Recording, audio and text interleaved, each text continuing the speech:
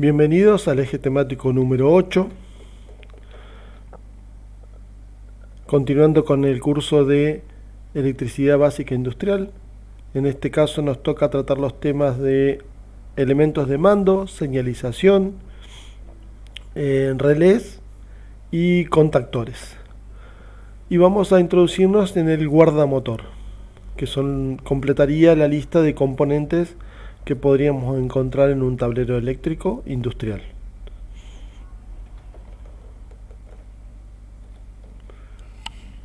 Comenzaremos diciendo de que los elementos de mando y señalización quizás muchas veces no se le da la importancia necesaria, pero tengamos en cuenta de que son elementos de seguridad personal. No solamente me indican el estado de funcionamiento normal de una máquina, sino que la elección de estos dispositivos de mando correctamente va a determinar la seguridad de las personas y de las máquinas, dado que yo puedo intervenir y hacer un efecto de parada de máquina por algún problema que exista. Para eso voy a utilizar elementos de mando. Los elementos de mando pueden ser de diferentes formas y tipos. En la imagen se ven los de botones, de comando rápido. Pueden tener diferentes funciones, diferentes actuaciones sobre el sistema. Y puedo elegir armar el tablero como sea de mi agrado. Estos elementos van a poder estar actuando sobre dispositivos electrónicos de control o directamente sobre algunas cargas. Pulsadores de parada de emergencia, pulsadores con lámparas, pulsadores para validar algún tipo de actuación o selección de funcionamiento. Siempre van a estar aplicándose a los circuitos eléctricos del sistema. Todos cumpliendo con la norma específica para no tener ningún tipo de problemas a la hora de intervenir en el circuito. Tenemos que tener en cuenta la calidad de fabricación, por eso la norma que los regula. En cuanto a las señalizaciones, como dije anteriormente, estos nos van a emitir una visualización rápida del estado de la máquina, del estado de funcionamiento normal o no. Hasta puedo tener indicios de un pequeño problema del sistema, del proceso. Por ejemplo, las lámparas vigías de 3 colores, puedo definir colores de peligrosidad de diferentes niveles y de estado normal, de acuerdo a como sea necesario. Me va a ayudar a mantener el funcionamiento de las máquinas en una línea de producción, sabiendo rápidamente, visualizándolo rápidamente, el punto del problema en caso de existir esa falla. Comúnmente están asociadas también a una alarma o un timbre que va a dar un aviso sonoro aparte del aviso visual, haciendo que sea evidente y rápida la detección del problema y la zona donde se encuentra el problema. El empleado el maquinista va a detectar el problema y va a actuar en consecuencias. Y él mismo también puede provocar la indicación a los compañeros de la línea o de proceso para que consideren una actuación sobre su etapa en función de cómo esté trabajando la línea. En los manuales de datos de información técnica de los componentes van a venir las partes de cada uno de los indicadores. Yo simplemente a modo de ejemplo puse de las balizas de luces que uno puede poner en una máquina para hacer indicación rápida del estado, y va a estar compuesto por diferentes niveles de indicación de emergencia, de problemas, como indicación de estado normal, y acompañado siempre de la alarma sonora, con sus características técnicas obviamente. En cuanto a los interruptores o actuadores manuales, vamos a tener que tener en cuenta de que cada uno de ellos tiene un amperaje que puede llegar a funcionar. Entonces, antes de utilizarlo, debemos conseguir la información técnica del interruptor para ser utilizado, y así no tener problemas a la hora de comandar un motor, por ejemplo.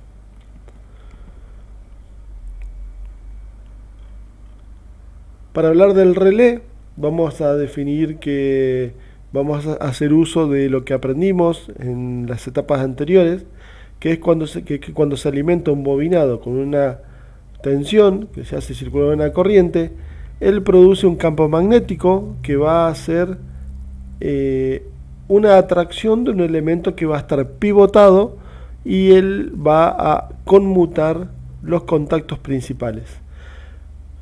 Un relé puede ser pequeño o puede ser grande, y es el corazón de lo que se denomina contactor.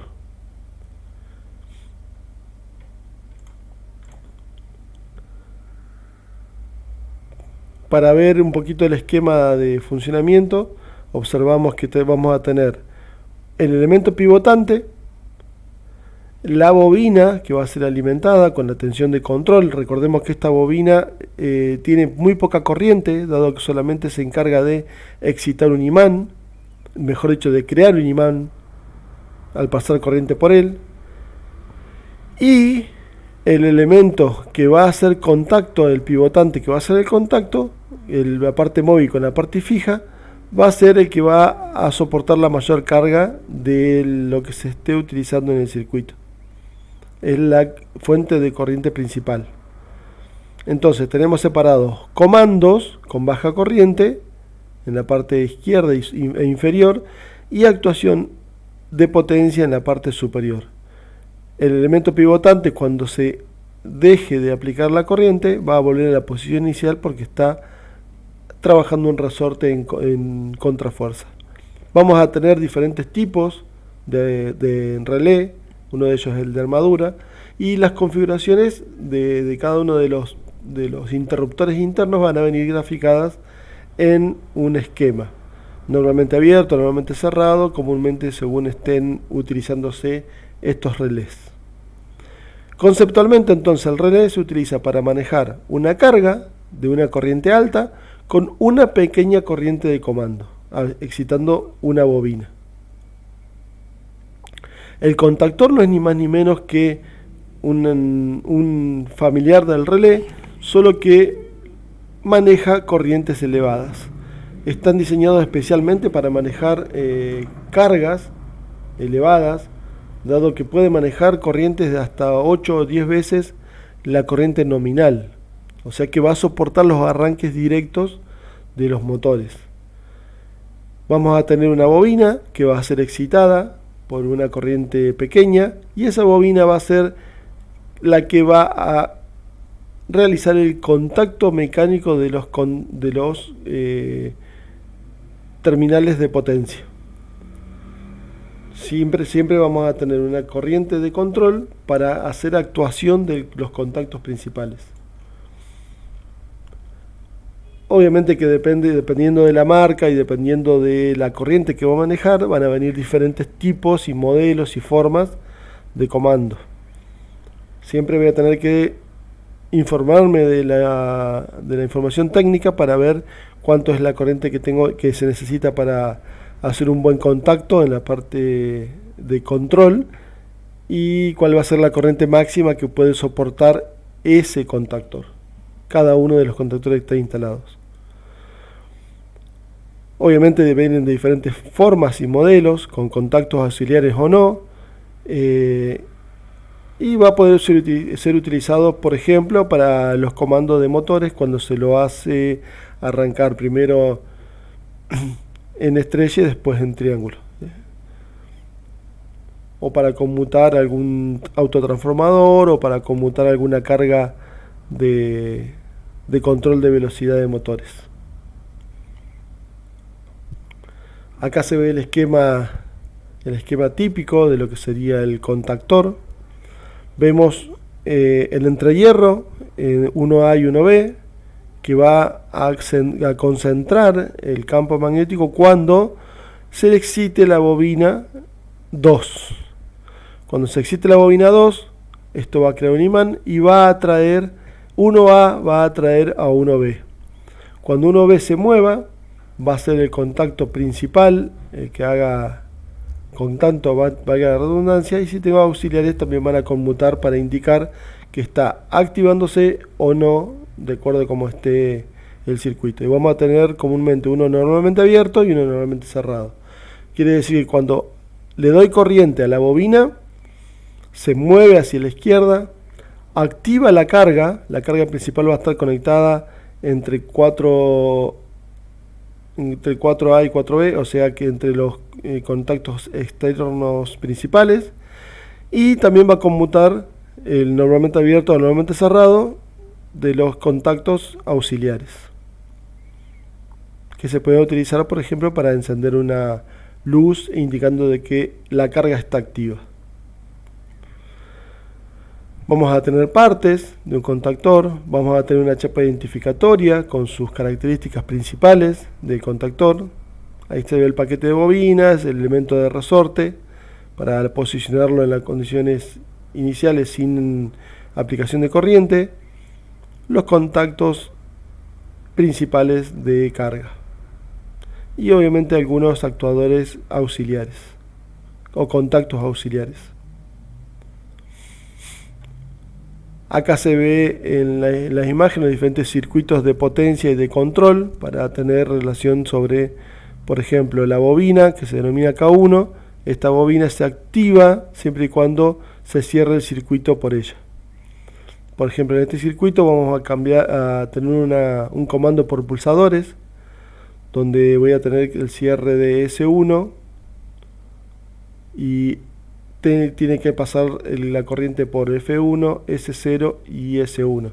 S0 comúnmente se lo denomina interruptor de parada, para abrirse cuando yo necesito que el motor se pare, que no pase la corriente por el bobinado. Al activarse la bobina K1, lo que va a hacer es conmutar el contactor K1 y así aplicar la corriente total al motor.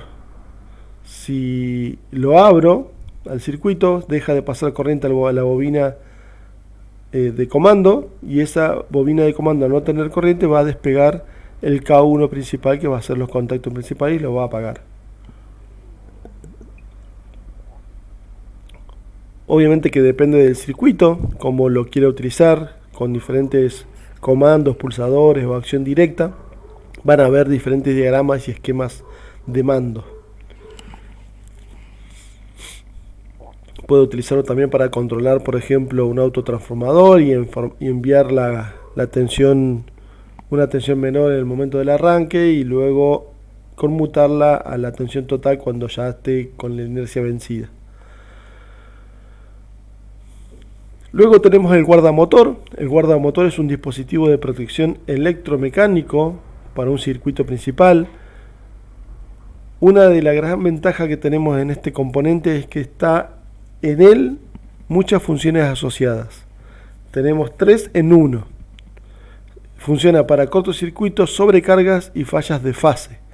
O sea, cuando una de las fases falla, el dispositivo se abre, para que no exista una alimentación incorrecta en las cargas, dado que es muy complicado para los motores tener la falta de una fase. Puede romperse y este elemento lo va a proteger. En lugar de alimentarlo con 2 fases, al detectar la falta de una, va a abrir el circuito. Ese es el símbolo del guardamotor. Podemos decir que el guardamotor tiene un circuito de protección, un circuito de maniobra y un circuito de sobrecarga, y nos va a proteger el motor. Vamos a poder controlar el motor, maniobrarlo, protegerlo tanto por cortocircuito como por sobrecarga. Obviamente que para cada tipo de motor viene un tipo de guardamotor con sus características principales que vendrán en la hoja de datos de ese guardamotor. En un sistema eléctrico, como vimos anteriormente, podemos tener un interruptor y la acción de protección y de sobrecarga y de cortocircuito. Un poco más de detalle con respecto al guardamotor es que vamos a tener diferentes curvas de funcionamiento. Esto se va a analizar cuando sea necesario. A la hora de elegirlo vamos a tener que determinar la forma en que se va a proteger y puedo llegar a definir qué componentes exactos voy a elegir de acuerdo al motor que esté por utilizar. Voy a tener una curva de selectividad, voy a tener una curva de límite de fusión, retomando la corriente como parámetro principal, y el límite de corriente de cortocircuito para el caso donde quiera proteger en cortocircuito y tener selectividad.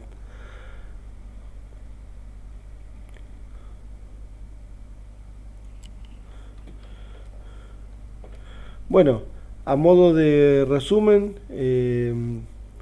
vimos los componentes que nos faltaban, vimos las señalizaciones que son muy importantes para nosotros, para la hora de interactuar con un proceso y ver fallos a simple vista. Vimos elementos de comando que van a estar en los tableros, donde yo voy a tener que interactuar con las máquinas y así poder intervenir en su funcionamiento. Luego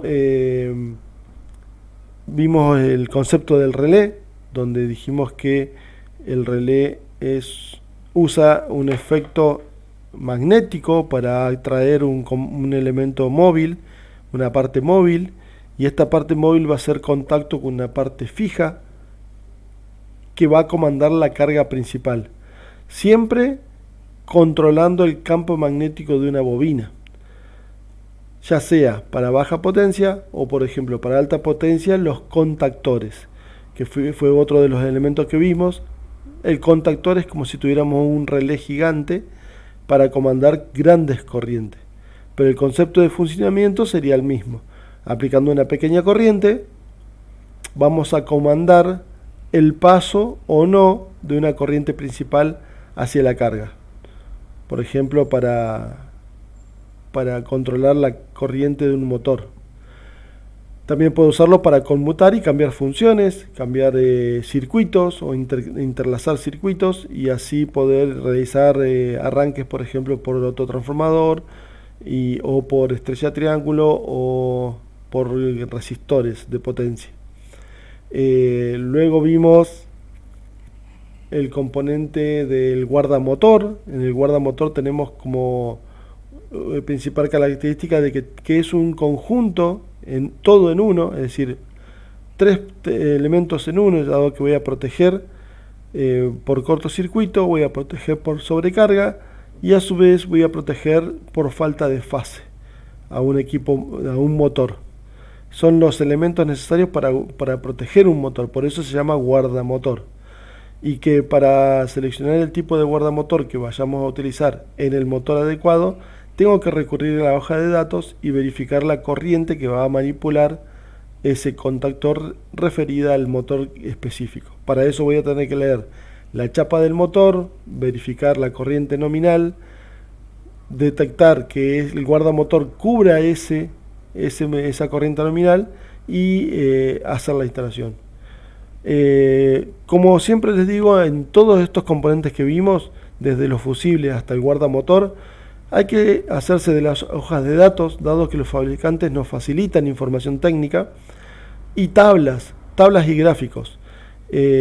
A la hora de elegir, por ejemplo, un guardamotor, ya hay tablas que dicen que depende de acuerdo al motor que sea, va tal guardamotor.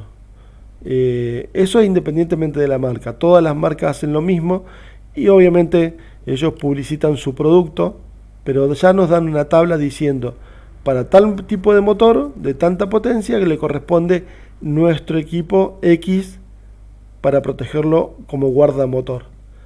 Y siempre aconsejan el elemento de, por ejemplo, los diámetros de los conductores y la longitud máxima de los cableados. Con eso terminamos el eje temático número 8.